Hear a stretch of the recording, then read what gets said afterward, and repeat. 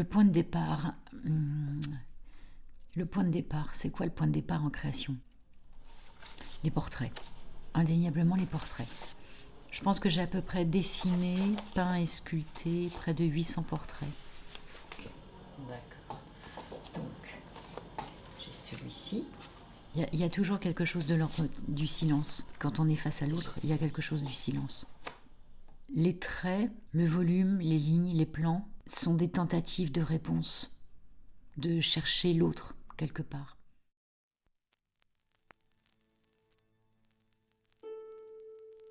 C'est peut-être moi que je cherche au-delà de la forme.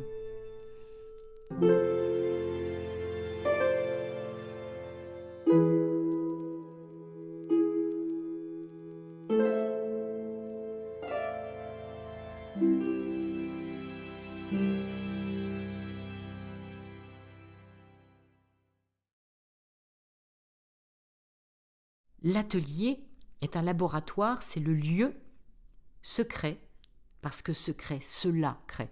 C'est le lieu où il y a ce petit bouillonnement comme ça. Mais il faut que ça soit quand même relativement constant, parce que la sculpture demande une énergie constante. On ne fait pas une sculpture en 2 heures. C'est l'école de l'humilité, la sculpture. La pierre, alors là c'est la grande école de l'humilité, puisqu'elle vous ramène à un temps, une temporalité où c'est pas toi qui décides. Tu vas pas dire attends, marbre ou pierre calcaire, moi je sais pour toi ce qui est bon. Mais la pierre elle dit mais si ça ne me convient pas, je me casse.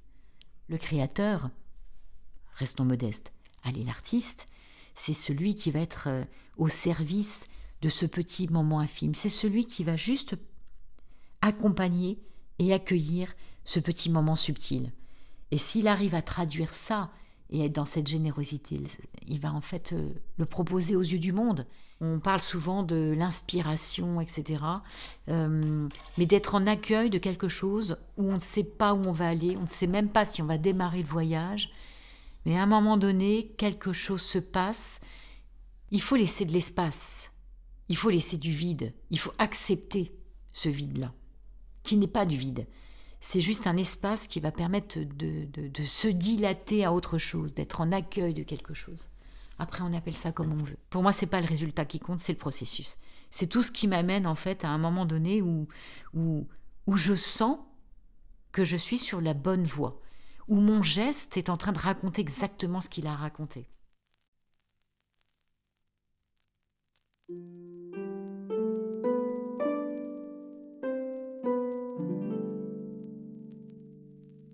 La question que je me pose depuis 35 ans maintenant, penser la matière-esprit. Qu'est-ce que cela veut dire? Qu'est-ce que cela raconte dans mon rapport à la matière et mon rapport à la création?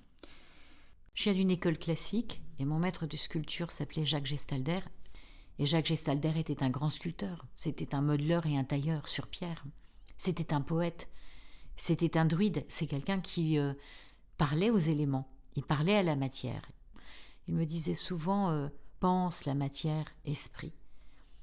Comment donner, non pas l'illusion de la vie, mais comment faire en sorte que cette matière soit vivante, qu'elle soit généreuse, abondante, qu'elle raconte quelque chose de l'intime, qu'elle fasse écho peut-être à l'intime de l'autre.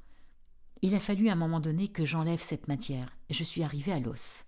Je suis arrivée peut-être même à ce moment où j'étais sculpteur sur bois, d'arriver enfin à la fibre de la matière. Peut-être pour détricoter, déconstruire en fait. J'ai passé ma vie à construire la forme, à la bâtir, à œuvrer pour qu'il y ait une belle forme, pour qu'elle raconte quelque chose qui soit une forme habitée. Et là, en fait, depuis quelques années, je retire de plus en plus la matière.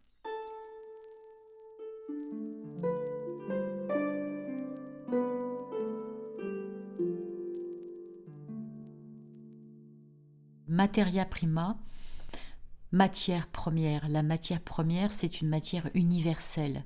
On peut l'entendre en 3 mots. Uni, vers, celle. Celle que j'ai été, celle que je suis,